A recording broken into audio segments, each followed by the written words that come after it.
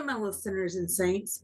Today we're going to be talking about deorr Jr.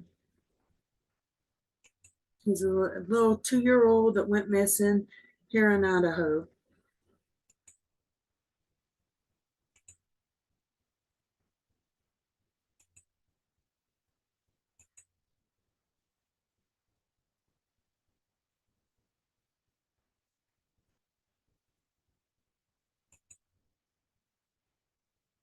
Probably help if I did present, huh?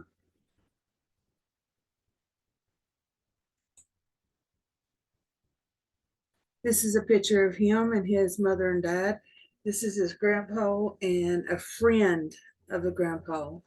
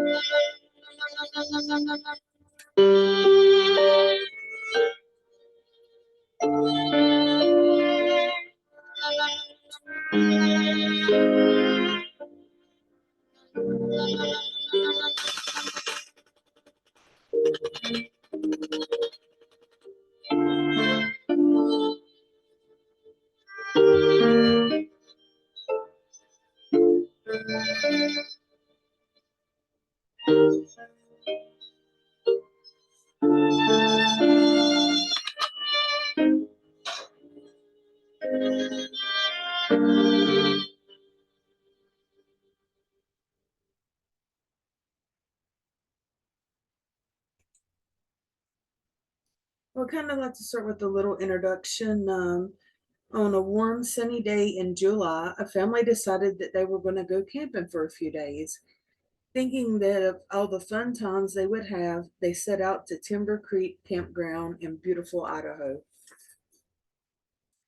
After the first night of the impromptu camping trip, deorr Jr., I'm just going to call him deorr, obviously, went missing and has not been seen since. And this has been over 8 years ago. July 10th, 2015 is when he went missing.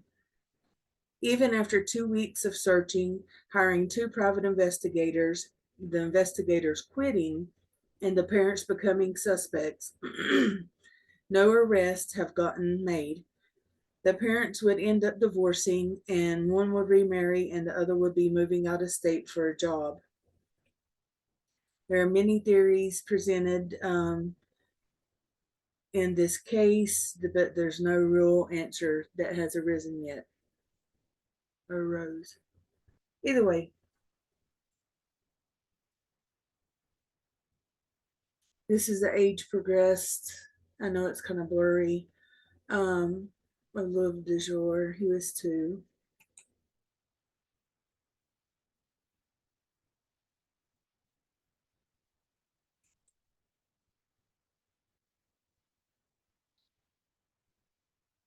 This is deorr. I don't know. I've heard it pronounced 15 different ways. I live here and I've never heard of it. I might have even been in this town and don't even know. But on Friday, July 10th, 2015, 2-year-old deorr, goes camping with his family at Timber Creek Campground in Lador, Idaho.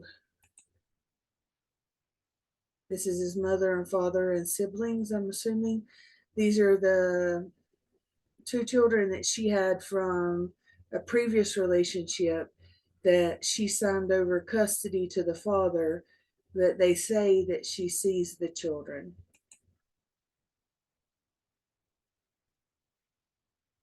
Okay, at 2:28, Jessica calls 911 after searching for 20 minutes. Call is 4 minutes and 30 seconds long. Um, there's also a timeline that says that it was an hour that they called. So I don't know. Again, this is the mother. Father, grandpa has since passed away, and the friend of the grandpa, in which the parents don't know. They don't know this man. And I will tell you that that man seems to have maybe a disability mentally, some sort. This is pictures of Timber Creek campground. This is the reservoir.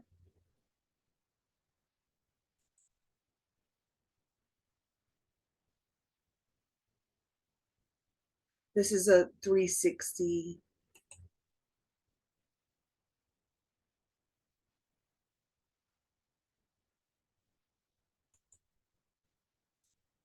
This is the wildlife that is in that area. Have mountain lions, brown bears, wolves, eagles. I even Googled to see, because you hear all these stories about birds picking up small kids and all this stuff. And, eagles grab fish out of the water, and some of them look pretty big. So I even Googled it. Eagles can only carry 2 to 4 pounds, and deorr weighed. Why do I keep calling him that? Deorr weighed 28 pounds, so that's not a possibility.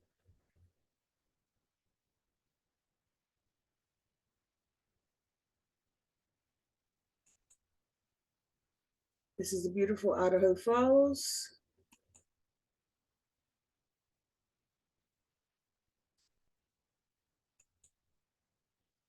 This is the campground when they started searching.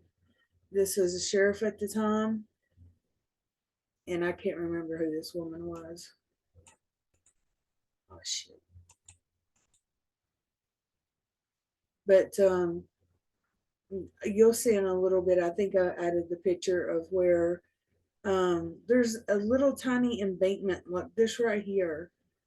Just say this is not the place, but just say that their RV was right there, and their tents and stuff and everything. This was the place. It actually does look like where they showed that supposedly deorr walked down to the water. Um, I don't want to get ahead of myself. This is the parents.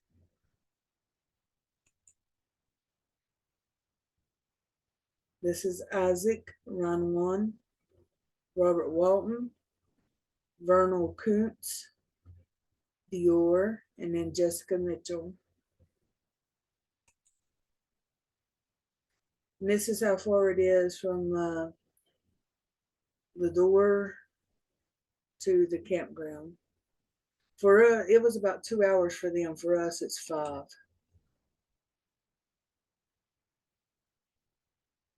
I want to say now because I don't know if I have anything that'll bring up my memory. Because I'm not going off notes right now. Um, but no one's seen them at the store. They went to the store the first night. Jessica started, and so she had to go to the store for emergency pads or whatever. And so they went to the store. No one can remember at any of the stores they stopped at for gas, for diesel, because one store didn't have diesel and they had to go down the road. No one remembers seeing this child. That doesn't mean he was not there. They just don't remember seeing him. This is the actual campground.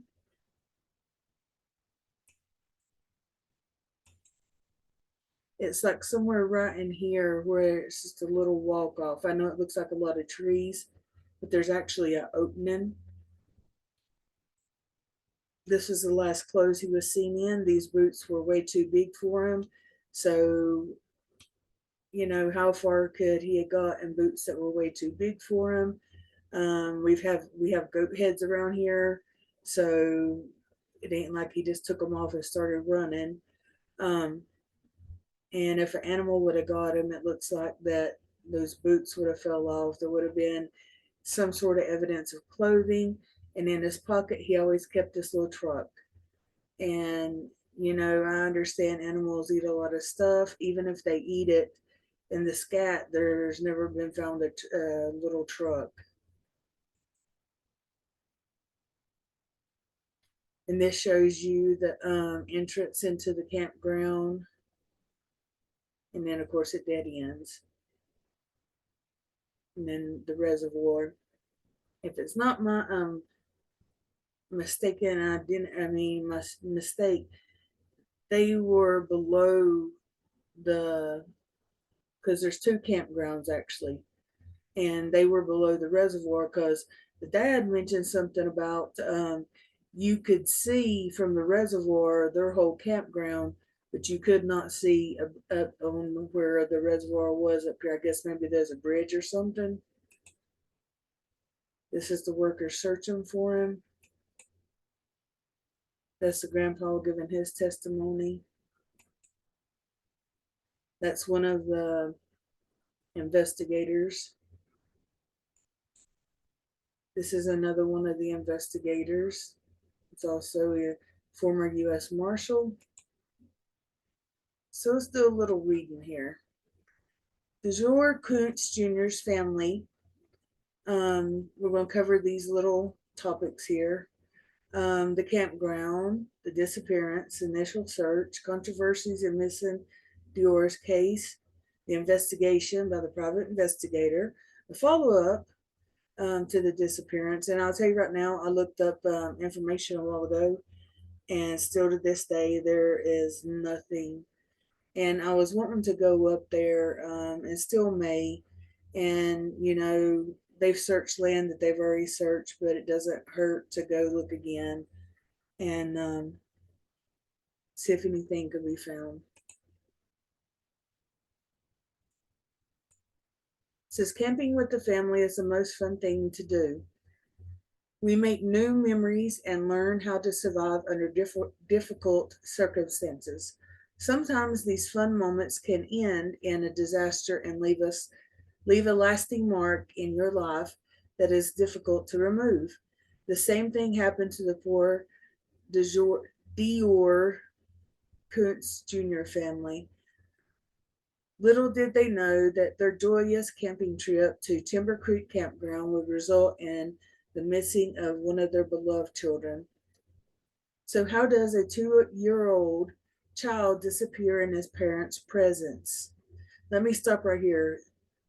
Like, Grandpa was supposed to be watching him, and then this one was supposed to be watching him, and I don't know who was watching him, but also there was stories of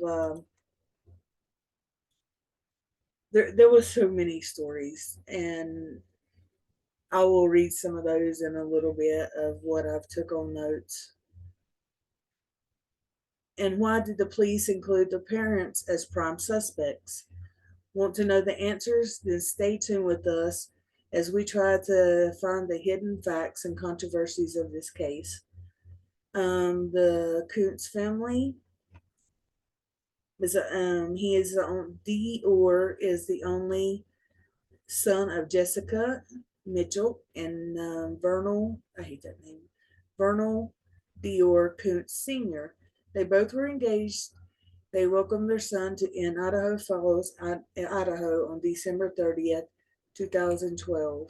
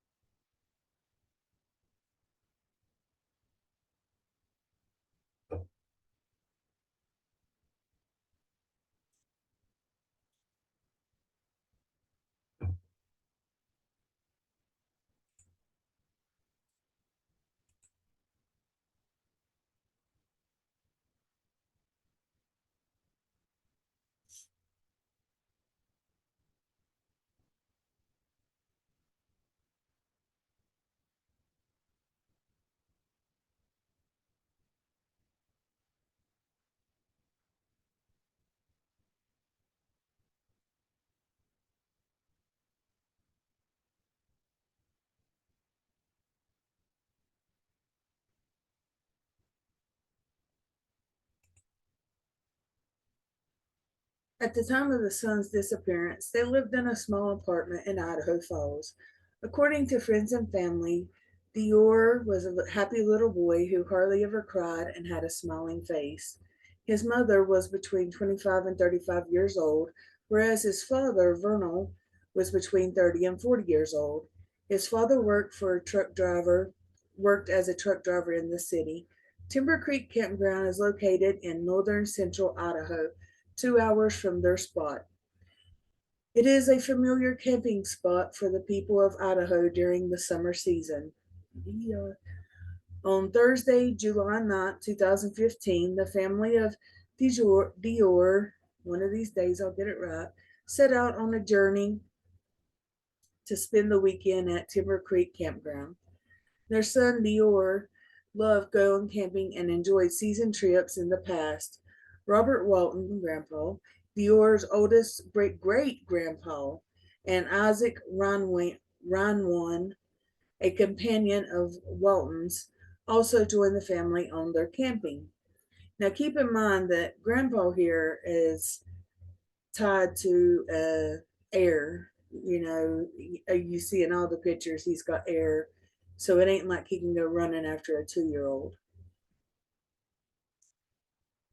Robert Walton wears a hearing aid and also carries an oxygen tank with him everywhere. I'm laughing because I just said that. Um,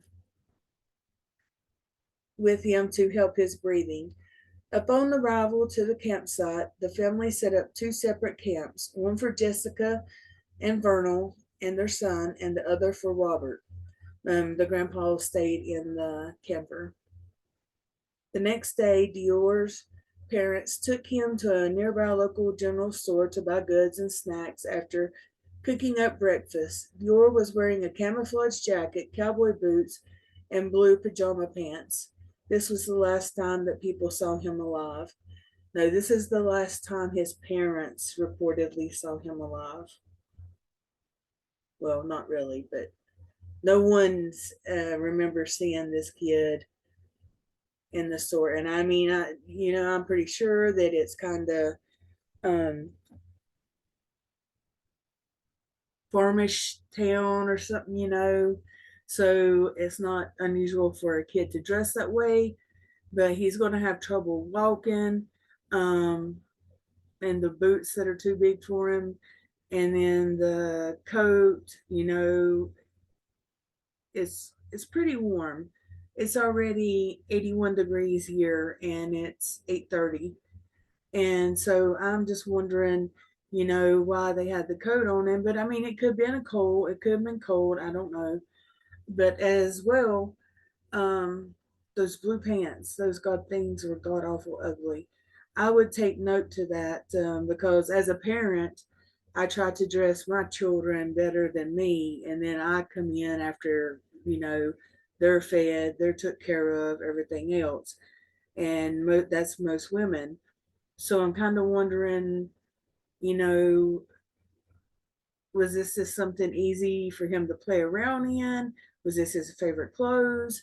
Things like that make a difference. I wonder about that. I wonder about a lot.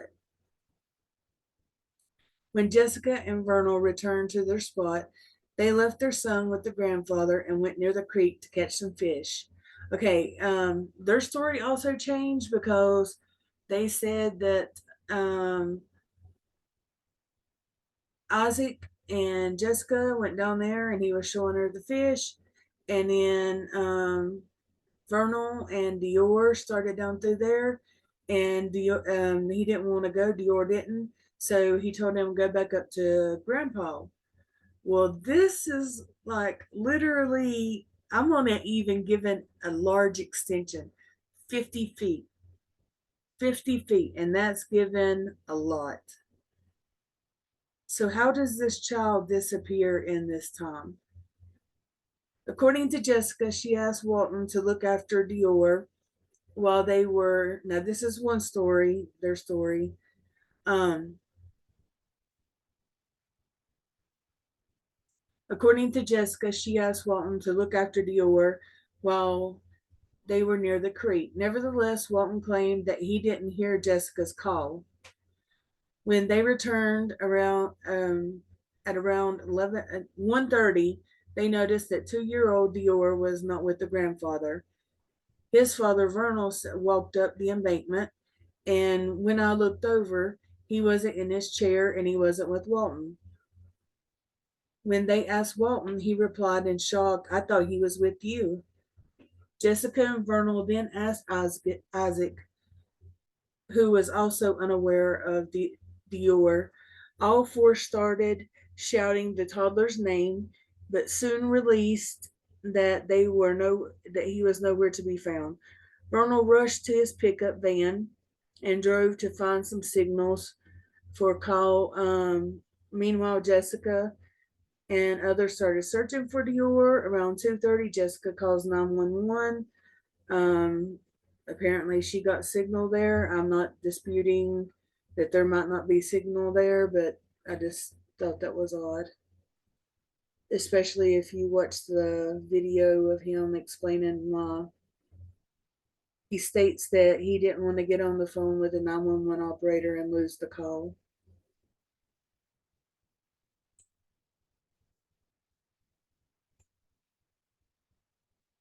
And this is the 911 call. I'm not necessarily going to read it.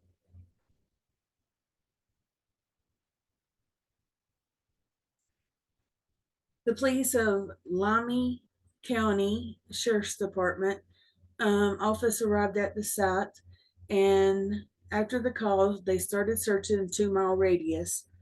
I think they said first of all they'd done a 1 mile radius and then a 1.5 and then two, and that's normal of what they do. Is especially a 2-year-old, they start with 1 mile, then a 1.5, and then two. They were accompanied by volunteers and research crews who explored the whole area on foot, horseback, and ATVs.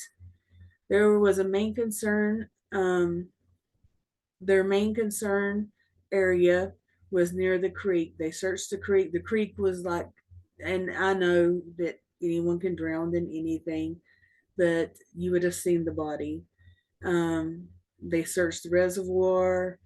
They even brought in drones and helicopters the next day with FLIR on them. And now, some of the controversies in this case.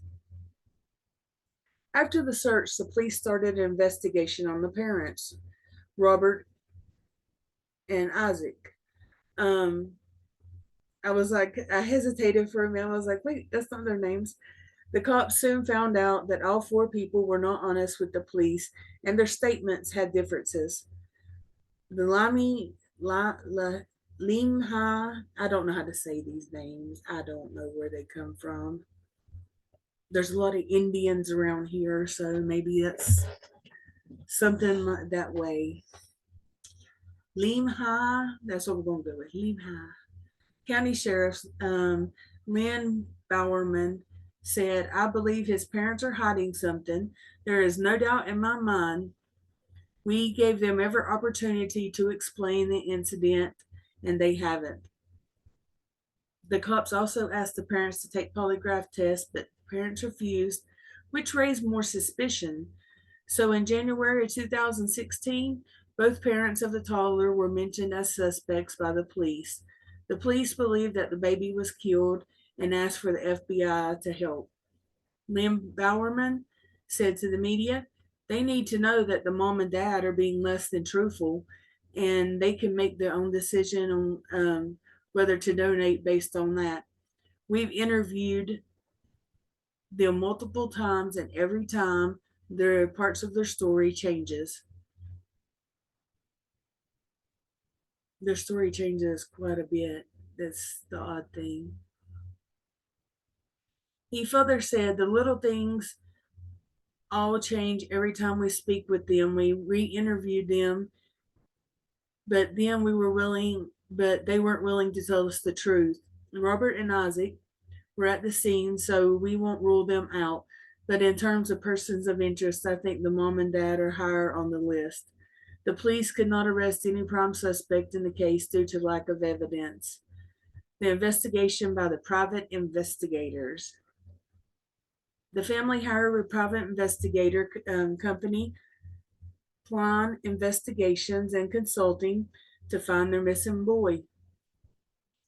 The head of the company, Philip Klein, and his team started collecting evidence regarding the case. Based on their initial investigation, Klein and his team soon ruled out the possibility of kidnapping or an animal attack. Klein talked to the media and he stated, "We have said one thing all along in this case: the evidence will lead us to the truth. And we want to assure you, the public, that we are getting there." Soon the differences arose between the parents of deorr and Klein. The parents fired him, saying that, excuse me, the parents fired him, saying that he should not have talked to the media during the investigation. Jessica and Vernal also filed a lawsuit against him 3 times, but the court rejected the lawsuit.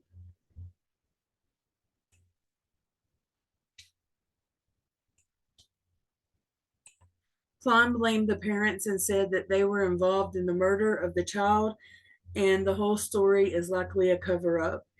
He further said that Jessica, the mother of deorr, is capable of committing such a horrible crime. She's the one. Klein also asserted that the whole search was just a cover up. It was a sickening example of deflection of the event, in our opinion, was probably an accident for a cover up. It was either intentional or an accident. Either way, they covered it up. After being evicted from their shared apartment due to non payment, investigators acquired entry into the apartment by the landlord. Upon searching the apartment, the investigator found the lost jacket that he had on when he went missing and numerous toy cars. And his parents asserted that their son had when he disappeared. Shit getting deep. Police and research crews returned to the campsite with the cadaver dogs in 2016. They visited 5 locations, including one just 3/4 of a mile from the campground. However, there is no evidence that was found at the site. They actually did hit on a certain area, and there was human remains found there, but it was where a daughter had poured out her husband or her dad's cremation remains. In 2019, the Search for Me Foundation co-founder David Marshburn showed interest in the case. He started searching the area with the help of trained dogs, but he could not find the hidden truth about the case. HLN's Real Life Nightmare series released unreleased footage, excuse me, in November 2019, including hours of interviews with the family members and friends. In March 2020, a small bone was located at Timber Creek Campground. Sheriff Steve Penner discovered the bone in 2019 of June and dispatched the FBI. He sent it to Quantico, Virginia for DNA testing. Preliminary testing cannot rule out it being a human being, but tests at Quantico did not find any human DNA on the bone. It was likely an animal bone. The parents of deorr called off their engagement. Jessica got married to another man 8 months later and left the state. Vernal also left his apartment and took another job in another state. However, they distanced themselves from the media and did not share any recent updates regarding the case to the public. Age progress, I've showed you a picture of that. And this is some of the frequently asked questions. Is he still missing? Yes, to this date, he's still missing. The case is open and active.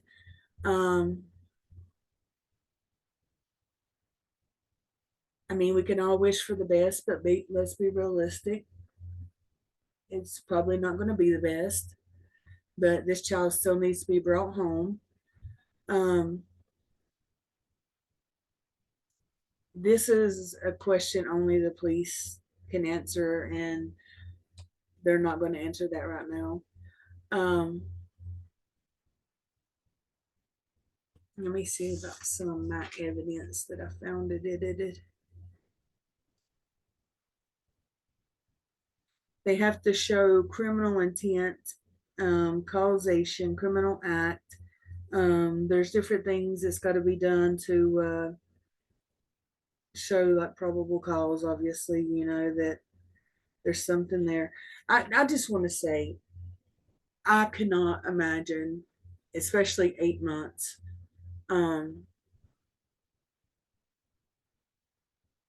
I don't know if I ever would, but I mean, there might be a time period where you could move, do stuff, but I could not imagine 8 months after my 2-year old child went missing, that I would move out of the state. I don't care if I had to fight the devil every day with the media and everything.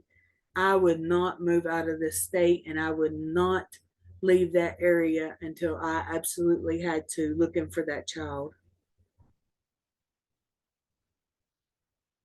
No, interviewer, reporter, interviewed Isaac. He was fidgety.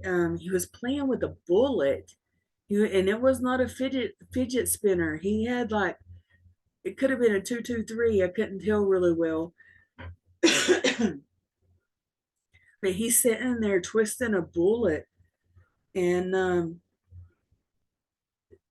said that he showed the parents another fishing hole.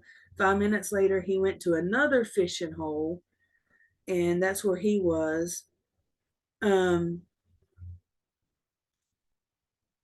and then he noticed Bob, which is Robert, the grandpa, pacing back and forth on the ridge, and asked him what's wrong. And he said that deorr is missing. He looked in the camper, looked under the camper, looked under the cars. They looked in the hills. They looked all around the area. Parents were already looking for him. Um, and Dad went, I guess, down to the cattle gate guard to get signal. Parents were asked for their DNA. The Hot Wheel truck was in the pocket. He had this little monkey blanket that he loved. It was still there, or a blanket and a monkey, and those two items were still left there. The searches started after the 911 call. There's 170 volunteers and trained rescue team. 2 weeks before the trip, CPS was called on him. They had went, I forgot about that. They had went, and she fell asleep in the sun, and he had blister lines down his little body from front to back. And so CPS got involved because of daycare. And then shortly after that, they have him back out in the sun, and then this camping trip. Like, that would be insane. Who does that? I don't care what your routine is. You would not have your blistered child that is sunburned out in the sun again. I mean, that would probably freak me out so bad if it was bad enough, because I blister. But that would probably freak me out so bad that I would like have all kinds of creams and everything whenever I took the kids out. I don't know. It just seems odd.